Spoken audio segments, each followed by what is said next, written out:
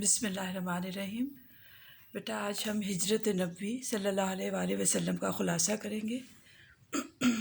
حضور صلی اللہ علیہ وآلہ وسلم اقامت دین کا فریضہ مسلسل انجام دے رہے تھے کہ نبوت کا 13واں سال شروع ہوا۔ کفار مکہ کے مظالم سے تنگ آ کر صحابہ رضی اللہ عنہ مدینے پہنچ چکے تھے۔ وحی الہی کے مطابق آپ صلی اللہ علیہ وآلہ وسلم نے بھی مدینے کا عزم فرمایا۔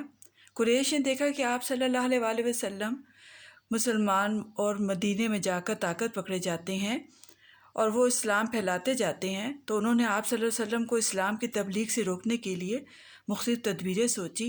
چنانچہ لوگوں نے مختلف رائے پیش کی۔ ابو جہل نے کہا، ہر قبیلے سے ایک شخص منتخب ہو اور پورا مجمع ایک ساتھ مل کر تلواروں سے محمد صلی اللہ علیہ وآلہ وسلم کا خاتمہ کر دے۔ اس صورت میں ان کا خون تمام قبائل میں بڑھ جائے گا اور آل ہاشم اکیلے تمام قبائل کا مقابلہ نہ کر سکیں گے۔ اس اخیر رائے پر اتفاق ہو گیا اور کفار نے جھٹپٹے سے آ کر رسول صلی اللہ علیہ وآلہ وسلم کے آستانہ مبارک کا محاصرہ کر لیا۔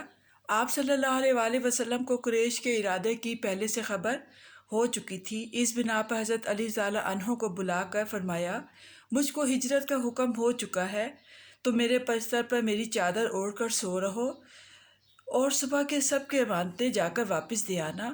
صبح قریش کی آنکھیں کھلیں تو پلنگ پر آپ صلی اللہ علیہ وسلم کی بجائے حضرت امیر رضی اللہ عنہ تھے۔ ظالموں نے آپ رضی اللہ عنہ کو پکڑا اور حرم میں لے جا کر محبوس کر دیا اور پھر بعد میں چھوڑ دیا۔